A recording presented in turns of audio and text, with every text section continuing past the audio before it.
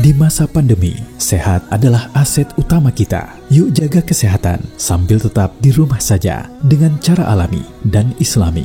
Dibimbing langsung oleh Dr. Agus Rahmadi, MBiomed, MA, seorang dokter, pakar herbal, dan pemerhati Tibun Nabawi. Gabung ke komunitas Sahabat Sehat dan dapatkan juga berbagai keuntungan lain. Hubungi agen Sahabat Sehat Anda atau kunjungi komunitas sahabatsehat.com.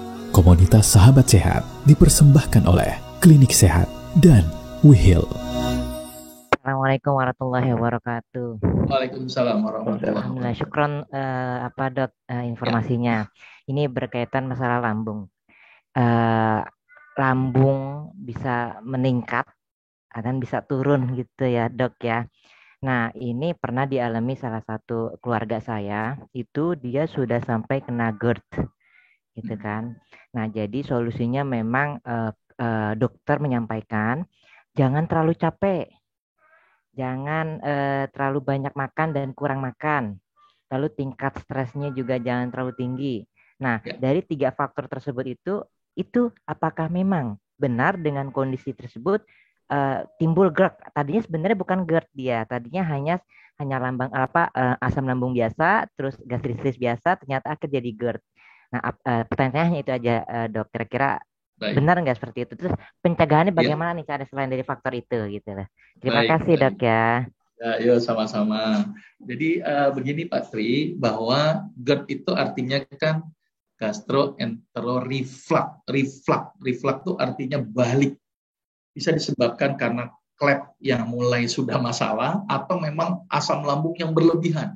Sehingga kadang-kadang sampai timbul panas dari esofagus sampai ke pangkal nih.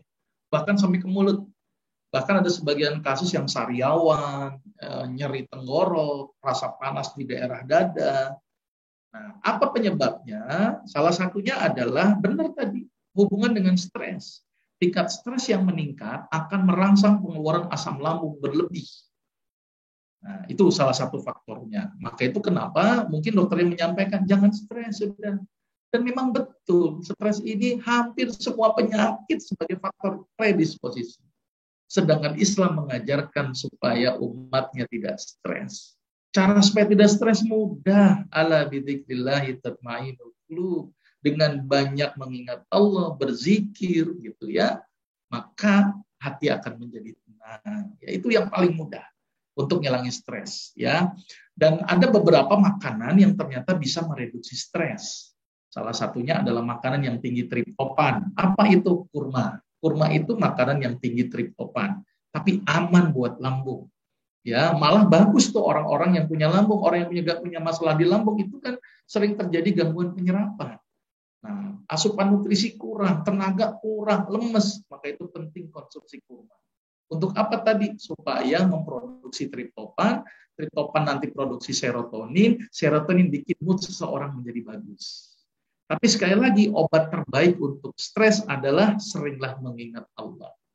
Ya, baik itu ibadah sholat, baik itu ibadah mengaji. Ya, bahkan ada penelitian yang menunjukkan bahwa orang yang stres itu meningkat kadar kortisolnya. Kortisol bisa diturunkan dengan apa? Sholat tahajud. Sholat tahajud menurunkan kortisol, kortisol menjadi turun, stres menjadi turun. Jadi ada asupan serotoninnya, ada asupan mengingat Allah dengan sholat atau baca Quran, dan satu lagi, aktivasi endorfin. Gimana mengaktifasi endorfin? Senyum yang banyak, bekam sebulan sekali. Ternyata hal-hal ibadah kepada Allah ternyata berdampak luar biasa terhadap kesehatan. Dan ini yang merupakan rahasia. Kenapa kok Rasulullah ini sehat? Para sahabat juga sehat karena ibadahnya mereka luar biasa. Tapi saya ingatkan bahwa ibadah kita niatkan karena Allah. Niatkan karena Allah. Nanti akan dapat pahalanya, akan dapat sehat. Ya, dan biasanya orang yang stres itu memang kadang-kadang butuh waktu dan butuh proses. Karena stres itu keluar asam lambung terlalu banyak, dan asam lambung itu sangat-sangat berbahaya. Kalau seandainya ada lambung yang luka, maka netralisirkanlah asam lambung tersebut. Dengan cara apa? Berilah golongan-golongan basa. Selama ini dikasih antasid, tapi ada golongan basa yang alami. Kunyit itu basa. Basa ketemu asam, netral dia. ditambah lagi kunyit menutupi luka. Maka itu orang zaman dulu tuh hebat-hebat, masak banyakin kunyit.